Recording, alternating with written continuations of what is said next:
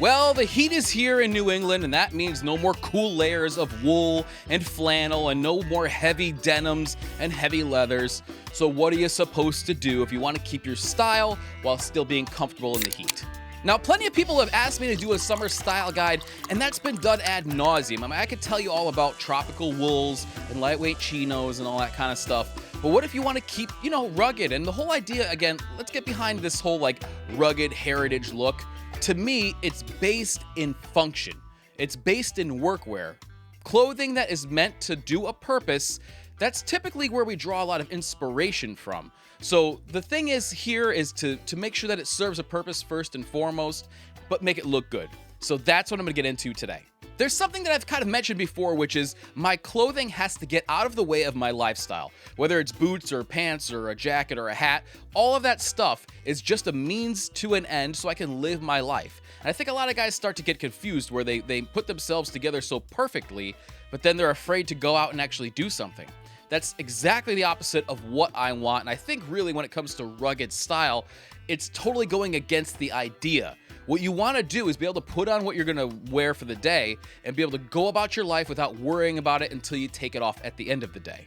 There are two things which you will not see on this list. Those are shorts and flip-flops. Those kind of things belong maybe next to the pool, but in regular life, as far as my life goes, and possibly yours too, they have no place there. Now, I mentioned workwear, and what you have to remember is that guys on job sites, myself included, have to wear the required equipment, right? So you have to wear long pants that will protect you. You have to wear durable safety boots. You have to wear, most of the time, high visibility vests over whatever shirt you're wearing. So you're talking about layers and layers, plus a hard hat, probably safety glasses. There's a lot of stuff that you have to wear. And guess what? They don't melt. Now, it can be uncomfortable, especially if you're working in direct sunlight, but I think we have to stop pretending like we're these delicate snowflakes. We're not. You could get away with a lot more than you think you can. However, you still want to be as comfortable as possible. I understand that. Believe me, when it comes to the cold, I am the biggest wimp. What we have to do is we have to start at the foundation, and I know it is not the most glamorous thing, but you have to look at your underwear. You don't have to look at your underwear, you have to consider your underwear. And there are pouch underwears now, which separate all of the moving parts down there, okay? And it really makes a huge difference in the heat. And as a matter of fact, the brand Sheath, which is another great brand, along with 2 Under, those are my 2 favorites. I believe Sheath was actually started by a veteran who was serving over in Iraq. And I mean, talk about heat. And he was the one who developed this because of the chafing that he was experiencing over there. I mean, going out and the stuff that those guys go through, I'm talking about construction workers, soldiers have a whole other level, and I have just so much respect for them. This guy came up with this in order to alleviate that problem. So why not take that same technology and that same design and apply it to yourself? Once you've experienced that separation of everything, it's very hard to go back. And then the more, the heat starts to rise, the more important that kind of thing is. As I mentioned, my 2 favorite brands for sort of pocket underwear, pouch underwear, if you will, are 2 Under. They're from Australia. I really like those quite a bit. And Sheath. Sheath is very good as well. Now, they're not cheap, but what I would recommend is if you get a little bit of sticker shock when you're looking at these, buy 1 or 2 pairs. Wear them on the hottest days.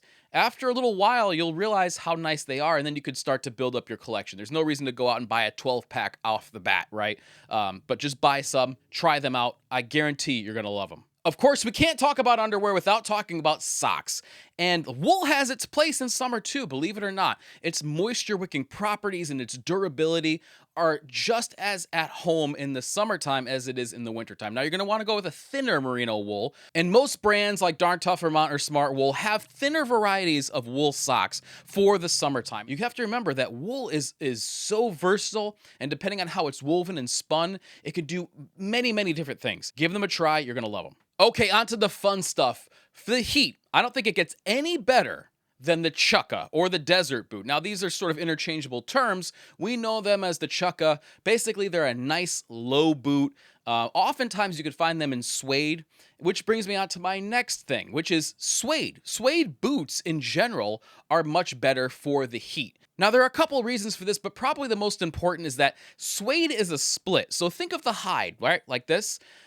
The bottom part of that hide, the top being where the hair is and stuff, the bottom part actually gets split and removed. The top of that is then sanded and buffed to suede, that nice fuzzy surface. And it also, just because of that nap, because of that sort of fuzzy surface, it has a tendency to not get as hot in the sun. Whereas if you put some black leather or dark brown leather, I mean, it's going to attract all that sunlight and get very, very hot. Suede has the opposite effect, where it seems to dissipate the heat. Plus, a lot of suedes are available in much lighter colors. So tan, stone, like an off-white even. There are a lot of cool different variations that you can get, and they work great for boots. I have covered summer weight denim before in my Naked and Famous review. That pair of denim, I still wear them all the time. They're a nice light blue, so again, they don't attract the sun and, really get hot the same way like some dark wash denim would. They're thin, they just feel airy and light. They're very, very comfortable. So a lot of people think that you can't wear denim in the heat. You can, you just have to look at the weight of it, because, why have, 32-ounce elephant weight denim, which does exist, by the way, when you can get something in the, 7-ounce realm. I mean, it really makes a huge difference. And another interesting thing about summer weight denim is the way that it creases, and ultimately the fades that you get. They're much closer together than they are on even medium weight or heavyweight denim. And it looks really interesting. It's just very unique to that type of fabric. So summer weight denim is your friend. And of course, you can always go with a chino. There are many different chinos out there, and if it's good enough for Indiana Jones, then it's good enough for me. You can find military chinos, you can find chinos like bonobos, which are a little bit thinner. And the cool thing about any type of chino is that it will look good dressed up, so you can probably wear it to work. You can also wear it out, afterwards. And you can get durable varieties of this as well. They don't have to be some dainty, lightweight thing. There are, again, different varieties out there. I will link a kind of like a couple of pics of each of these things in the description below, so you can go check them out. But there are plenty of great varieties out there, all to suit your taste. I've never been a fan of button-up, short-sleeved shirts. To me, it just reminds me of Mike Douglas from Falling Down, and that's definitely not what I'm after. Instead, what I prefer to do is buy long-sleeved, lighter-weight, airy fabrics, and then just roll them up. Fabrics to look at, of course, natural fabrics. Bamboo, which is really soft, thin, antimicrobial. It's one of my favorite fabrics now. Chambray looks amazing, but I think that there's no disputing that linen is the king of summertime fabrics. And the cool thing about linen is that it's a very textured surface, so it looks great with, denim and boots.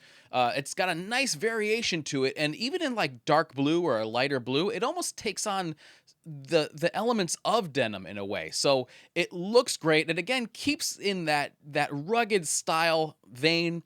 But I just really think that there's no better summertime outfit than a cream colored, off-white, or even white linen shirt with a decent pair of summer weight denim and chukkas. I mean, that's like my default uniform in the summertime. I think it just looks great, and it's very comfortable. It's dressed up, but not too much.